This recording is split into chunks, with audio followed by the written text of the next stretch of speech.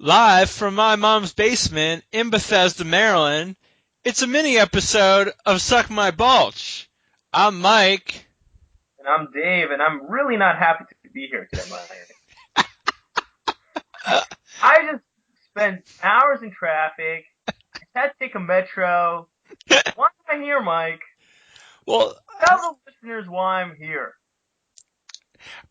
First of all, Dave, I want to thank you for coming to the basement on such short notice. I know you got out of, some hectic Northern Virginia traffic. That's why you don't go to Virginia, Dave. I know you're a New Yorker, but that's why you don't cross that bridge. It's just an awful place full of cars. I gotta sell my Herbalife. Come on. Yeah. So thank you for coming. Emergency had to get it in. Had to get in a little SMB. Because we have huge RG3 news, Dave. Yeah, you alluded to something they're happening with RG3. Like, what could possibly happen in the offseason? I said I told you we had big jumbo-sized RG3 news. Right. I understand that, and I know you have like a ticker on your computer that like sends you updates, automatic updates every hour if there's anything were to happen with RG3. And so I trust you to an extent, but I just still find it hard to believe that anything very important happened today that would necessitate me coming to the basement. Well, okay, I'm just gonna say it because I think you're gonna enjoy the story. It's a really heartwarming story. It's a big story. It has to do with RG3. It's a big story, and it's so big because it involves an elephant. Keep going. Wait, stop. Put your headphones back on. Because RG3 was at the circus the other day, and he threw a pass. Stop sighing. He threw a pass to an elephant. And the elephant caught the pass. Did the elephant, like, learn some kind of trick? Did he start talking to the people? Did he say, RG3, you are, Jesus' other son, and he will rise up? Like, what else happened there, Mike? You just threw a ball to an elephant? This is why I'm here at your house? On his first try, though. That's what the amazing thing is. RG3 basically took a football, threw it to the elephant, first try, elephant caught the ball.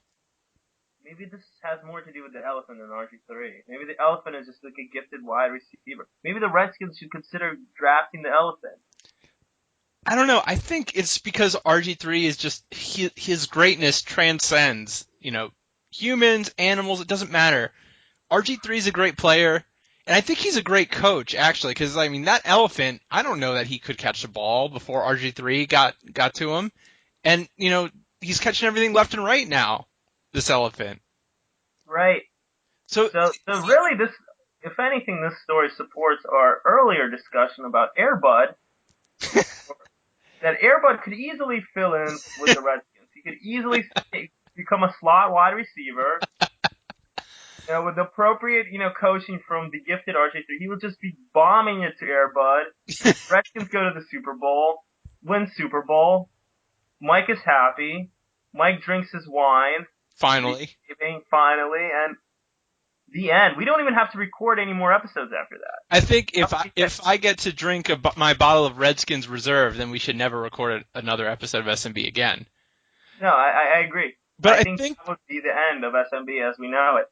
But I think there's something to this. I think either RG3 is a good coach, and we don't need Mike Shanahan at all, and just pay RG3 to coach, or RG3 has telepathic ability to converse with animals. So, right. I don't know which one it is, and I guess it would be a stupid thing to ask him, but honestly, it's not much dumber than the stupid questions people were asking him at the circus. It actually allowed the media to blow his knee all out of proportion, as you so carelessly alluded to last week, and started asking him about the elephant in the room, and of course that's really hilarious, I guess. Ever. Hey, Mike, since you dragged me out here, I think we should do something better than just talk about RG3 and how he can throw passes to animals. He's the elephant whisperer, Dave. He's Dr. Doolittle. No one cares, Mike. You know what they care about? Do you know what the people want to hear, Mike? What's that? What's RG3 brunching on? Oh shit, what they brunching on? What they brunching on? Dave, I don't have the song prepared yet because it was such short notice, and traffic took a little shorter than I anticipated it would take for you.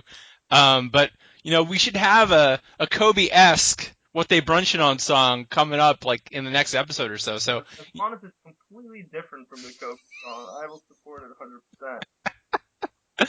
But I think the jury's still out on that Kobe song. We haven't gotten a final say on it. I think you'll be surprised. Ask Julie Z when she's on what she thinks of the song. Right, sure. But what they brunching on? What are they brunching on? Okay. Instead of having our, guys on the streets, since we really have no people on the street, let's just do it completely hypothetically. And let's make this a brunch date. Oh. One brunch date between one RG3 and one Elisha Manning. Two NFC East rival quarterbacks getting down for some Sunday brunch. On what they brunching on. Wow. Yes. Well, let's set the venue first, Dave. Let's set the venue. Let's assume that RG3 invited Elisha to DC. Yeah, where would they go, Mike? I can tell you exactly where Eli Manning and RG3 would brunch and what they would brunch on. It's not even a question. We don't need people on the street to speculate because I know RG3 that well. And he would invite Eli, aka the White Elephant. They'd go for a casual meal. They go to one of the best brunch spots in the city. Unofficial sponsor, Georgia Browns. You know why? Why? Because Eli is from Louisiana and RG3 is, born and raised in Texas. In the South, have a little jazz brunch at Georgia Browns. What do you think of that? I like the sound of it. Should we do a little a play acting? Get into character? You can be RG3. I'll be Eli. Yeah, sure. Let's do that. I got a method actor. Let me get in my zone. Okay. All right, I'm ready. RG3. I'm Eli Manning, and I'm here at Georgia Brown Restaurant. Why did you take me here, RG3? Yo, look, they got some real good brunch here. You should be eating some of this brunch food at Georgia Brown's. Wow, you sound totally like RG3. I would have never doubted you.